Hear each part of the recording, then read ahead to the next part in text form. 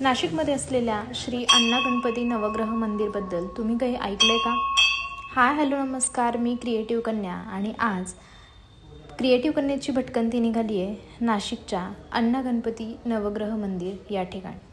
आता हे मंदिर आहे नक्की कुठे आणि या मंदिराचं वैशिष्ट्य नक्की काय?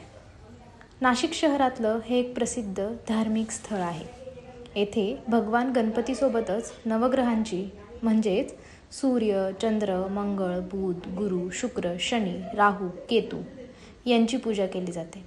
त्यामुळे या मंदिराला विशेष धार्मिक महत्त्व आहे. मग या मंदिरामध्ये असं नक्की काय आहे? तर या मंदिरात गणपतीची महाकाय सुंदर व शांत मूर्ती आहे. नवग्रहांचे स्वतंत्र मंडळ आहे. म्हणजेच या ठिकाणी नवग्रहांची वर्तुळाकार रचना पाहायला मिळते. भक्त येथे ग्रहदोष शांतीसाठी पूजा आणि विधी करतात. मंदिर परिसर हा स्वच्छ, शांत आणि आध्यात्मिक वातावरणाने भरलेला आहे.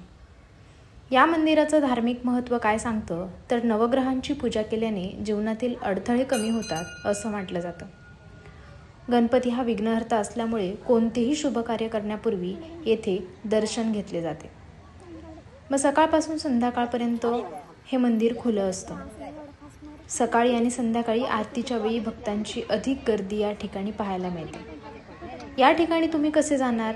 तर नाशिक शहरात हे मंदिर सहज पोहोचण्यासारखे आहे.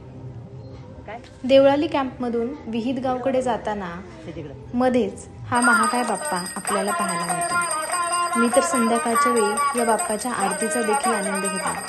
भक्त अगदी मनमुरादपणे या ठिकाणी येऊन दर्शन घेतात व आरतीमध्ये तल्लीन होऊन आपली दुःख हलकी करतात.